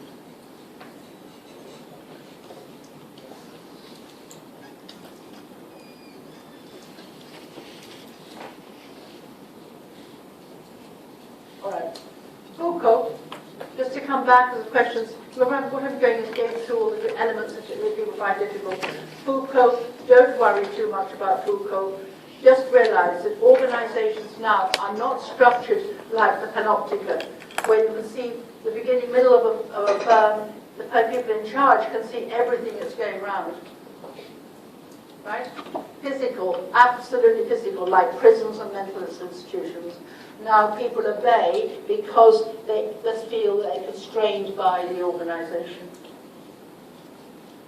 Now, I'll finish here before the break. You will be doing as an example of an institution, total institution. I gave you bureaucracy, networks, and all the rest of it. Another example that you've done are total institutions. Look at this guy. Look at this guy. He is working in a total institution. The military in the States, a total institution. What makes up a total institution? A total institution contains all aspects of their individual, all aspects, their work, their training, what they look like, etc. Everything is controlled. That's a total institution. And you've got examples of total institutions which you can use. Making of a Moonie. The Moonies live in a total institution. I'll make you in a total institution soon, right? Moonies live in a total institution. You don't know who you're going to marry until they stand next door to you. And who do you use? Eileen Barker's work to illustrate total institutions. Why why are those institutions structured in the way they do? It's because of control. They want to control all aspects of the individual's life, including what they think, including what they do. So it's structured to do that. Eileen Barker says engage in... Have you listened to me talking to Eileen Barker on the BLE? Please. I interview Eileen Barker. Trouble is we look like each other now. So people come up to me and say, hello Eileen, and they come up to Eileen and say, hello Rosie. But please, they engage in something called love bombing. You know about love bombing?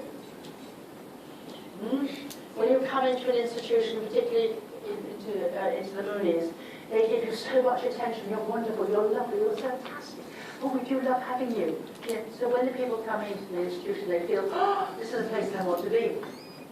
And of course, they can't get out. Right? Who else have you done? What other total institution have you done? And I know you've done this. You've done this for Steve, asylums, Irving Goffman, mental institutions. Every aspect of the individual in these institutions is controlled.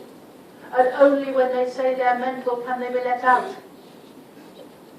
And so a friend of mine tried to do it, tried to see what it was like. Did the Goffman work still work? And this was in Northern Ireland, she pretended to be mental. She got into a mental institution. And she saw what was happening, she was watching what was happening, she was watching the nurses, watching the doctors. And she thought, this is really interesting, I think Goffman is right. And so she went to the head of the hospital and said, please, can I come out now? I'm a sociologist. And they said, oh my goodness, you're still not better. So it was a total thing, all right? So you've got prisons, you've got the military, you've got mental institutions, they're all total institutions, and you tend to become institutionalized. In terms of socialization. So some organization structures are like this because they want total control of them. And I would say that many institutions in North Korea are like this. You might have seen a terrible film about schooling in North Korea, the elite school in North Korea. They don't know what's going on in the world at all. They think the world is absolutely like the Truman Show, you know. That is what the world is. And they have to have their hair cut like the dear leader. Everything is controlled. So think about it, it's not only private institutions, it's these total institutions, which will be determined in some way by the environment. So for North Korea, of course, it is the political environment that's allowing this to happen. For example, in a society like the UK, we've got rid of most of our mental institutions. They're not allowed to exist. They've tried to get rid of the Moonies. It failed. Just look at this guy's face. I put this on just before the break for you. Just look at this face. Do you know what this guy's thinking? Every aspect of his life is controlled. The way his hair is cut, he can't show emotions. Absolutely not. He's a complete organization man. Now, people have done it in the army. Is that what you had to behave? Or could you smile like you're smiling now? A lovely smile. Did you have to behave like this? Put on a face. Come on, put on an army face. You can't do it now. Can you do it? You become unsocialized. Unless you understand you have to put on that. And of course, in professional organizations, I had to put on a professional face, and I never got it right. I was always giggling, I couldn't get it right. This one, you can't see what you're doing, every aspect, but it's not real. It'll stop when you move out of the organization. So, you use this for power in organizations, use it for a lot. So, after the break, we're going to talk about the three major theories, and we're going to use some of this vocabulary to illustrate. Before you go, and I haven't institutionalized you yet. Are there any questions you want to ask me? Anything that I've shown you, what I try to do is show you about what an organization is, how it changes, what the environment is.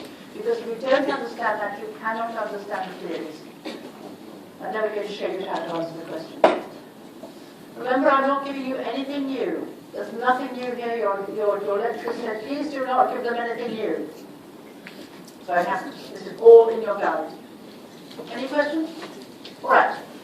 It is now 10:13.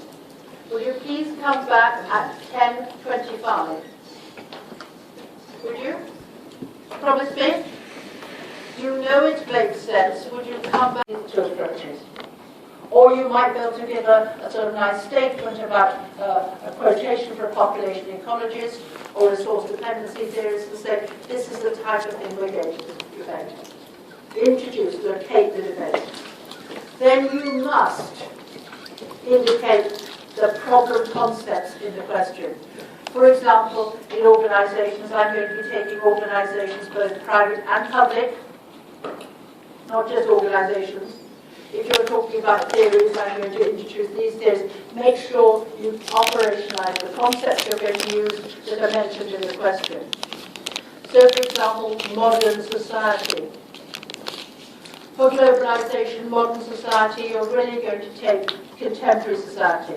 So indicate that. For organisations, modern society could be up to the last 300 or 400 years. So indicate what you mean by modern society. Right? So if you have a question. The third part of an introduction says, this is how I'm going to answer it. This is how I'm going to answer the question. I will answer the question in the following ways. And each of the points that you make will be the beginning of the paragraphs that will follow. A little hint. Answers to this question could be arranged around the following issues. I will select the 4 or 5 of these. This tells the examiner you know much more. So a paragraph is in 3. Right? But you must, and Steve's told you this lots of times, it's no good going into an essay and simply describing something without us knowing what you're describing. It's not up to us to define what you're describing. You need to tell us what you're doing.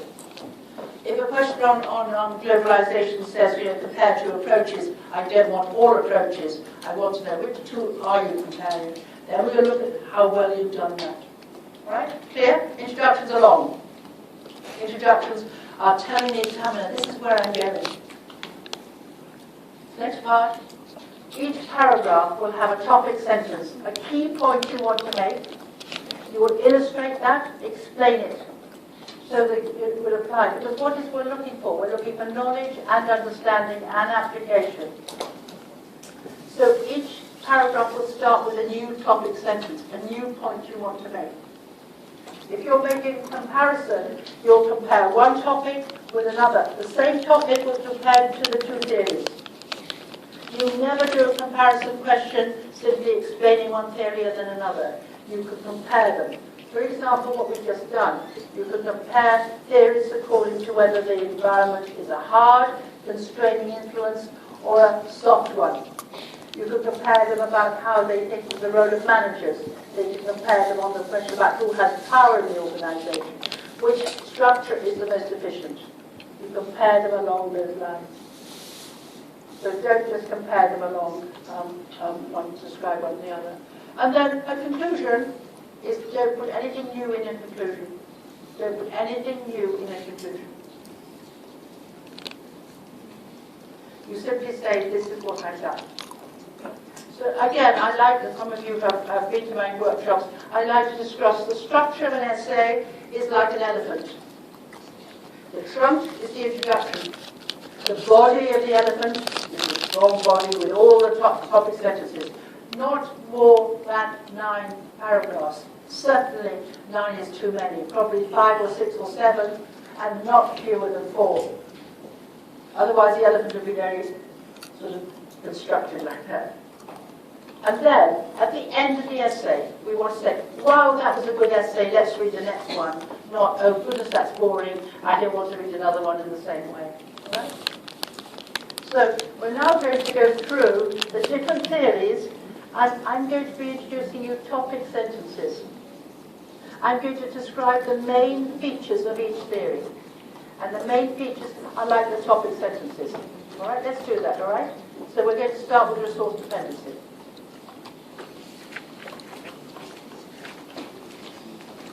All right. Locate the debates. Resource dependency theorists were writing from the 1970s onwards.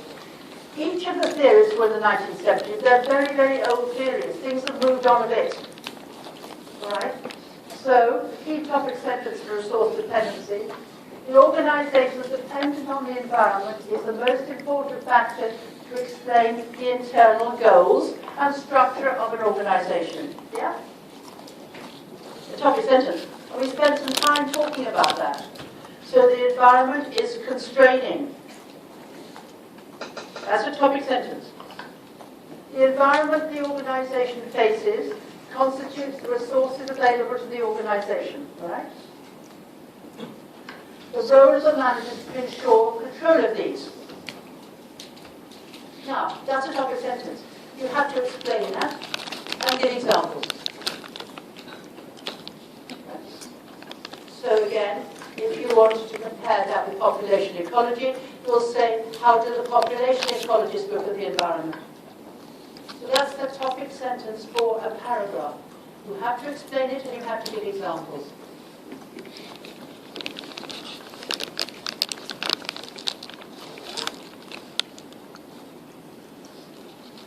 Right, another topic sentence is about resource dependency. Remember what you all know about resource dependency, did you? The role of the manager is to get resources from the environment. We've spent some time talking about the resources available in the environment. And there's obviously competition for that. However, organisations are not just in competition. There's a dual relationship. Some of the times they're in competition, sometimes they've got to depend. Organisations depend on each other. SIM depends on a marketing organisation. It will depend on other organisations in the environment for its survival.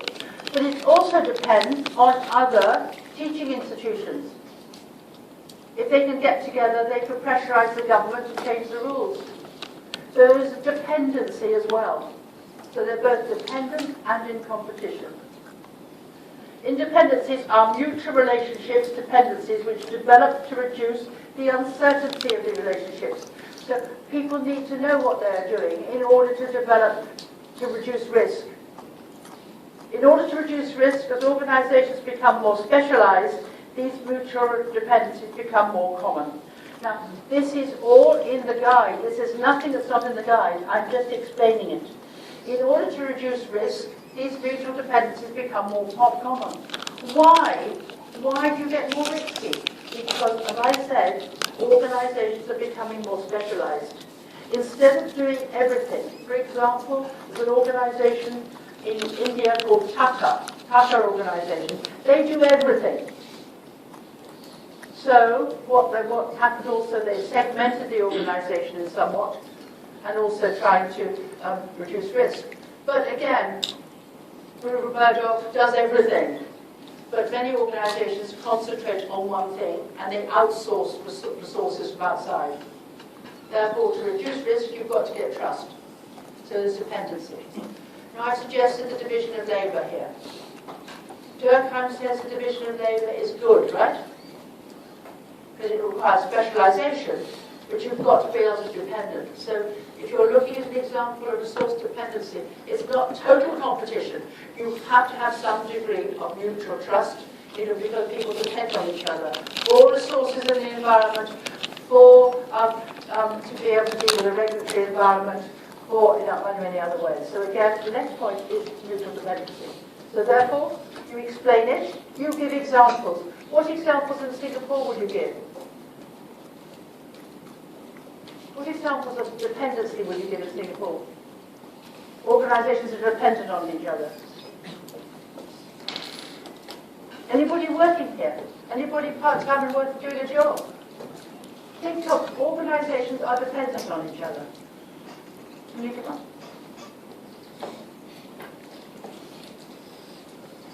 Come on. You're all doing, many of you are doing business. Think about one organisation is dependent on another organisation. Yes? What about?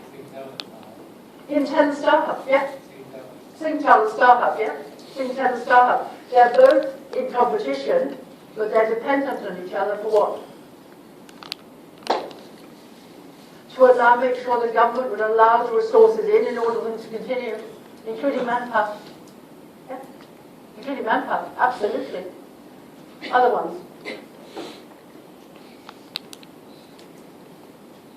The Port of Singapore Authority is running, right? It's an organisation. Many organisations are dependent on it. Yes? Klang in Malaysia and the Port of Singapore Authority are absolutely in competition. But my goodness, they have, yes. Klang wants to be much better than you. Massive competition, and yet they both have an interest in keeping the seas free of terrorists and pirates. Yeah. Do you understand? So again, suppliers. So organisations depend on suppliers. Yeah? So again, you give examples, please.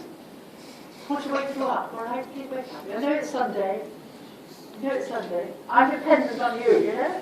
Otherwise I'll fall asleep. All right, let's take another one, another issue we can talk about in terms of the relative autonomy of managers. This is a very important aspect of resource dependency. The founders, managers of organisations can influence the success or failure of the organisation. See page 315 of the subject guide. A very important topic sentence. Those in control of an organisation can play an active role in changing the expectations of external audiences and by political or lobbying. Now, I want to talk about this last bit because people find this difficult. A good manager has to control resources, has to get access to resources. We've talked about examples of resources. We spent some time doing that. But by political lobbying. Now, in Singapore, you don't lobby. You don't lobby. Lobbying, well you do actually, but you don't call it lobbying.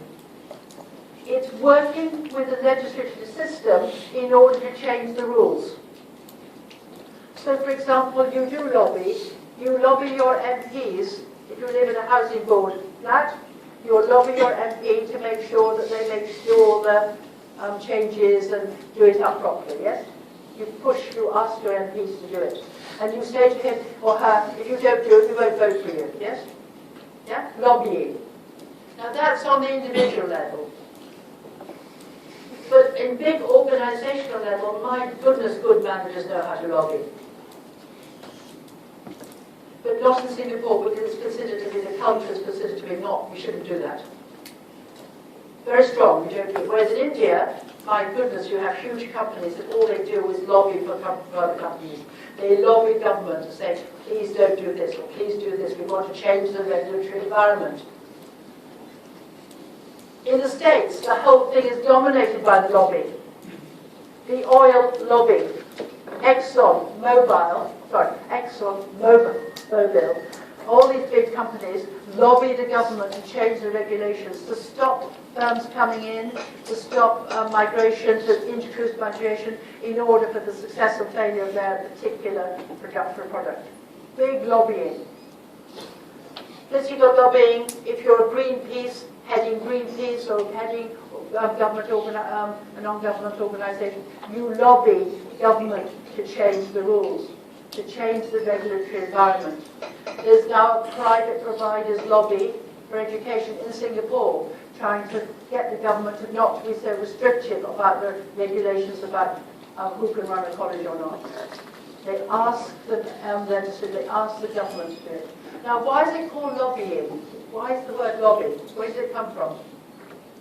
Have you thought? What's this funny word, lobby? What is a lobby? A lobby is a little hall next door to a big chamber. So when you did the exams, you could do the exam in the lobbies or in an exam hall, yes? So a little room.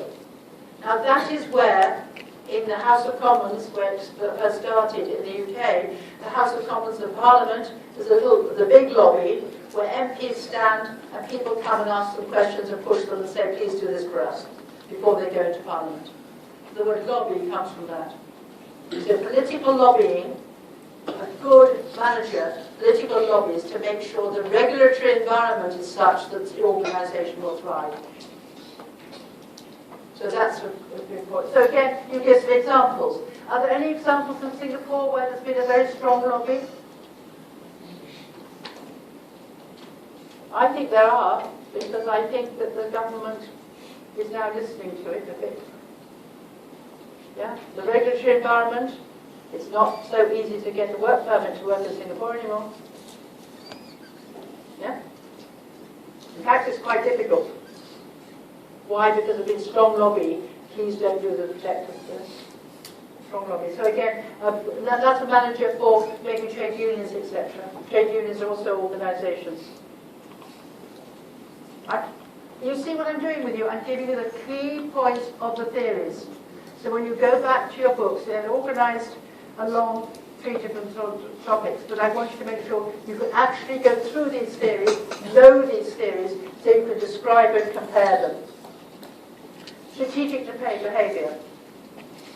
We look at resource dependency in terms of strategic behaviour, it's very important. Here comes power.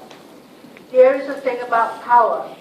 For resource dependency, it's control over resources. It's not power to, it controls over. You're writing something down. It's like this, write it down. I'm giving you notes so you can write this down. And I haven't put this down. It's power over. It's not power to, it's power over. It's power over other competitors. It's power over suppliers. It's power over, not power to. Right. So again, there's different types of resources that are available. Possession of a resource. Do you possess a resource? That doesn't mean you have to own it. You possess it. For example, SIC, Singapore Institute of Commerce, possessed a big building on Middle Road. They possessed it. They used it, they possessed it. The government changed the regulatory environment, said that they have to now charge market rent. SIC bid for it and lost it. They no longer have Middle Road.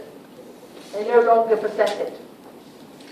So possession doesn't mean ownership, but you can use it while you possess it. Ownership of a resource. If you own it, you don't necessarily need to be using it. You can own something. For example, shareholders own companies.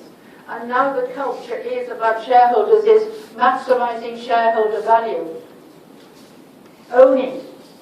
Is it owning or controlling that matters? Big debate. And I'll give you an example which you could use. Standard Chartered Bank. Is it a good bank, Standard Chartered? Would you say Standard Chartered Bank is a good bank or not a good bank? Oh, have you got to speak? Is Standard Chartered Bank a good bank or not a good bank? Good bank. Would you like to work with Standard Chartered? Yes. Why? Because we have so many students on our program working at Standard Chartered, because Standard Chartered think you're good. I used to be a great friend, well, still a great friend of the ex-president, well, the ex-chairman of Standard Chartered Bank. Guess why he likes students on this program? He went to LSE. Same culture. Now, Standard Chartered Bank in the 1980s, or 1960s, 1970s, the culture of Standard Chartered Bank, this is an example you can use. The culture of Standard Chartered Bank was absolutely non-conducive to anything else except to keep the people who were in charge of the bank in work. They were expats. All they wanted to do is to keep the company going for themselves. They weren't seeking to maximize shareholder value. The price of Standard Chartered shares had gone down. The bank was doing very badly. And then somebody in Singapore who owns 19% of Standard Chartered shares, huge, Mr. Koo, who owns the Goodwood Park Hotel, yeah? He said, I'm going to sell my shares. Now, can you imagine what would have happened to Standard Chartered? It would have collapsed.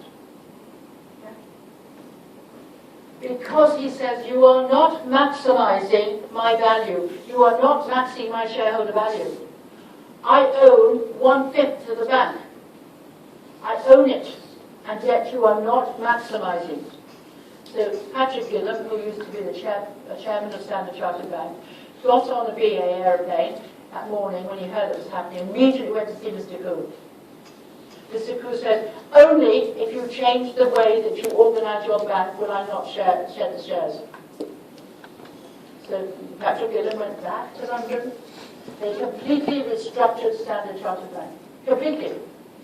They got rid of all the expats and they put in local managers. They completely transformed Standard Chartered Bank because of the exogenous threat of Mr. Koo.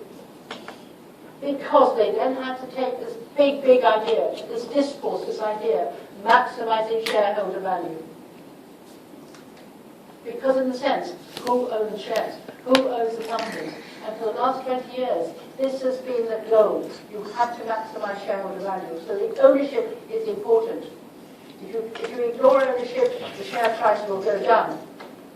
You watch shares going up and down. All right. Next one is to turn over potential access of a resource. Not just controlling it or owning it, but to control over potential access. The potential. Can I have access to information? Can I have access to markets? Can I have access to human resources? Potential. Can I give you an example? Often people came to us at LSE and said, we want to set up a college in China. We want to set up a college in China. Great. We said, have you got land? Yes. Have you got facilities? Have you got trained people? Yes. So we said, have you? Yes. Have you? Potentially we've got access. So I said, what are you waiting for? We're waiting for you to give permission for us to run, and then we will have access. You see, it's potential access. And often it's dependent on one thing or the other. If you have this, then I'll do this. It's potential access. So networking is often based on potential access. So think about what's going on with Russia and Ukraine. You're all following that, aren't you? Russia and Ukraine. No? Wow. Russia has walked into the Ukraine, it's walked into Crimea, has taken over the Crimea, which is its port. It's a huge great port where they actually export oil and things. The Crimea is now part of Russia. It's doing the same thing with other parts of Ukraine. So what did the West do? The West said, this is not good enough. Mr. Putin, get away. No, I'm here. I got possession of it. And so then he said, well, you have to. Therefore, we will stop supplying you. We will not trade with you. You are no longer a member of G8. Out. We don't love you anymore. So Mr. Putin says, I'll cut off the oil. Which is what he was trying to do. So the West has said, well, there's an election in India at the moment, and Mr. Modi will probably get in. I don't want him to get in, but he'll get in. The Americans hated him. Hated him. They said he couldn't, they denied him a passport. As soon as they thought that he was going to be Prime Minister, they gave him an exit. Because he was potential access to resources. So again, it's not just ownership. It does to control, it's the potential access. You're following? Am I giving you examples? Again, control of the actual use of a resource. And this is all in your guide. Control of actual use of a resource. You're pointing anything now. You've got to do it. Oh, it's interesting. So that's how you take things in. I can't do it anymore. I think it's a question of age, really. Whereas I used to take everything in, I could remember all my classes I ever had, all the names of the teachers, everything. Now my memory is like a skip. I can't remember anything. This is what happens when you get old, so enjoy when you're getting old. Right. Stockpiles. Stockpiles. Now, what you do is you control actual use of resource by stopping other people getting it. So, for example, people will stockpile oil, they'll stockpile all these different things to stop their competitors getting it. Now, who's doing accounting here? Who's doing accounting? Only one? I mean, who's taking the subject, principles of accounting? Only one person? I don't believe it. What do you mean you're doing? You're doing accounting. Oh, I see. Oh, I'm glad you made the right decision. What are you doing? What course are you doing? What? You're doing accounting. Yeah, but you're doing accounting. Yeah. Yeah, they're all doing some accounting. What about inventories? What are inventories? Stocks. Stockpiling. Do you keep too much? If you keep too much, it's not very effective, is it? Now, do you understand? So you can stockpile. But why do you stockpile? Even though it's not a good thing to do, is to prevent your competitors getting things. Yeah? So again, you stockpile. So again, some firms take in more people that they want to stop other people getting them. And they do that with golden handcuffs. Do you remember hearing about golden handcuffs? No? Oh, you mean you do.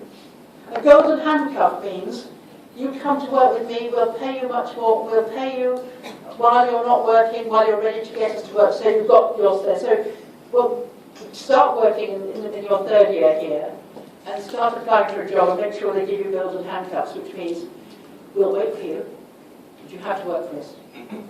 We'll pay for you, but you have to work for us. Your government does wonderful golden handcuffs. They're called scholarships. Aren't they? If you get a scholarship, if you get a government scholarship to work in the UK, to study in the UK or America, you have to work back in the government for 5 years. That's a golden handcuff. So again, you have potential use. You actually have stockpiling. We do it in business anyway. And firms stockpile the other way. They worry people. So they say, give an example, the last example you could use, sociology was an example to illustrate it. Tate and Lyle, which is a huge sugar company, the price for sugar went down because people were using corn syrup. The price went down and down and down. So what did Tate and Lyle do? They spread a brilliant story, a fantastic story, that there was going to be a shortage of sugar. So what did all the housekeepers do? They went and bought sugar. What happened to the sugar price? They stockpiled. So my mother in the war, a long time ago, you had to stockpile because if you didn't get it, then you would never get it. And so by the end of the war, the whole cupboard was full of butter that had gone wrong. They were stockpiling it. People have tried to do it with garlic. Not very successful, because garlic goes off.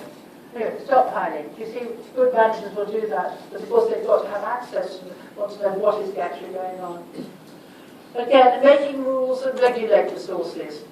Making rules that regulate resources. So here we come to political lobbying again. They say, look, only certain people can get certain resources.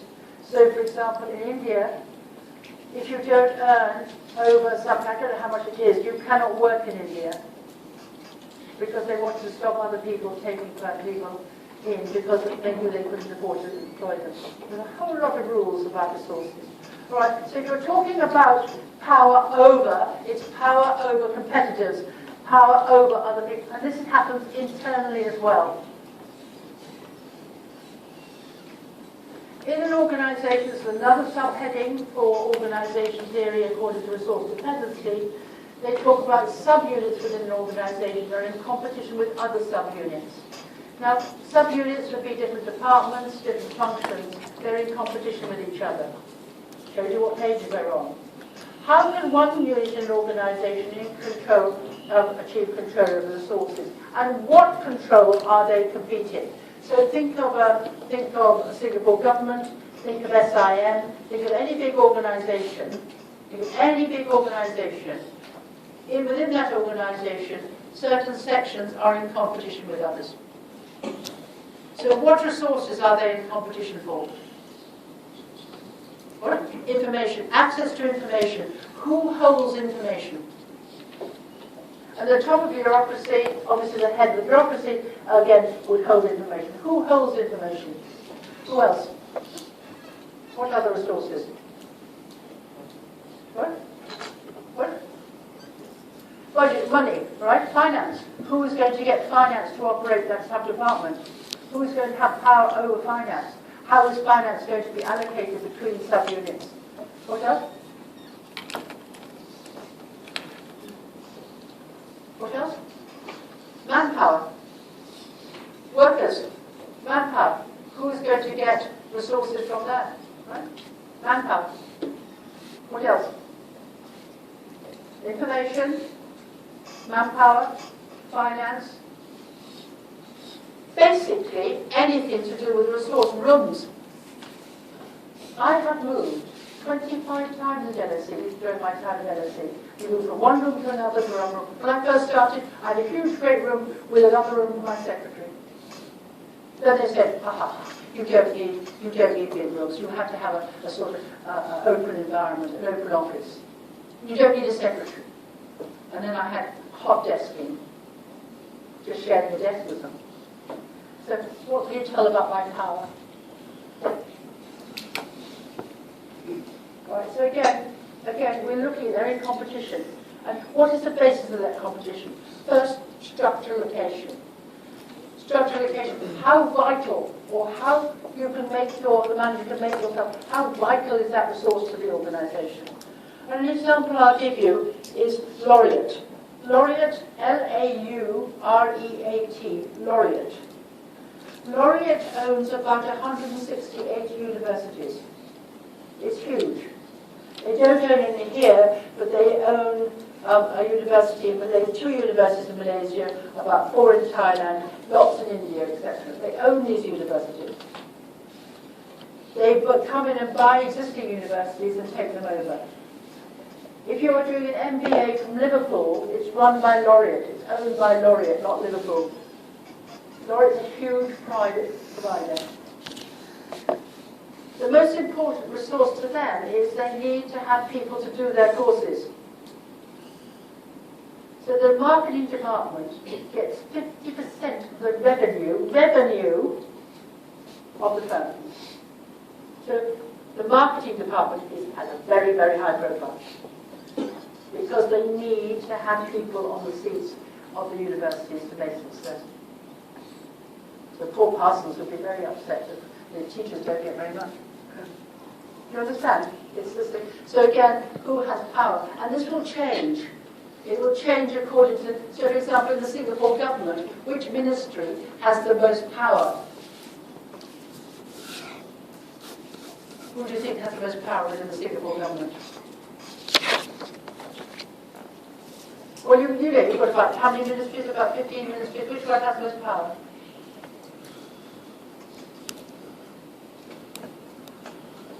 Finance, because they're in charge of the money. They can decide who gets what, all right? So again, you're going to be very nice to the people in the finance department, aren't you? We can't learn. Understand, finance is very important. What else? Yes, Manpower. Manpower runs the EDB because they're one of the biggest goals of the government, isn't it? Is to create EDB. Manpower is very important. What else? Was very important. So, for example, in about 20 years' time, you'll be so successful, you want to become cabinet ministers, yes? So which ministry do you want control of?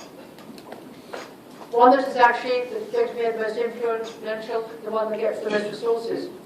So the cabinet meetings are often discussions about who should get what. What about the Ministry of Defence? Yes, because defence is very important here. Ministry of Education, huge amounts of money is spent on education, whereas in India it's only 3.6% of GDP. Here it's huge. Right, so the structural location of anything is important in the department. It will change. Again, allocation of resources or restriction of access to resources. Next one, incrementalist resources. Now this is important. The people in power within the organisation who have power over can bring in other money or other resources from the environment. So I'd like to think of cases like A-Star. A-Star is essentially, what is A-Star? How would you describe A-Star? What does A-Star do? Let's just do a little sort of hands up. How many of you know about A-Star? How many of you don't know about A-Star? Interesting. In every other group, it's been 100% people know A-Star. I'm making an assumption that you do understand about A-Star. I'm sorry. Would you like to tell me what A-Star is?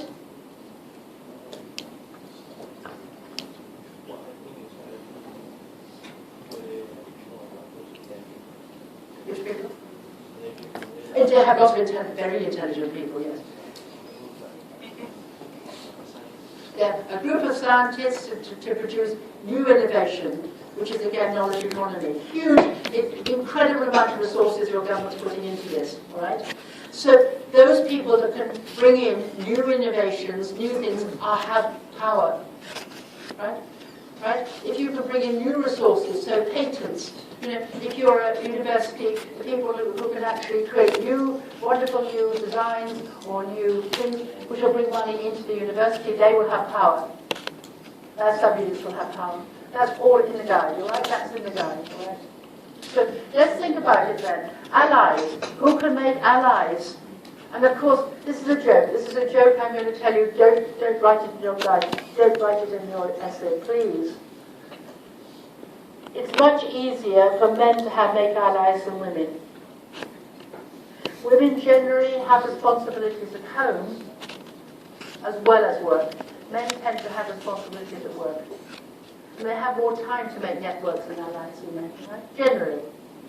Also, please don't put this down, and please take it, I'm tongue-in-cheek on this one. And this has been a study on it. Has been a study on this.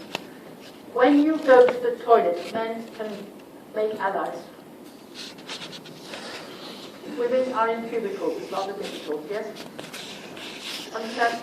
Don't mention it, otherwise you'll get in trouble. You'll be Lloyd companies or something. That's not what I meant. All right.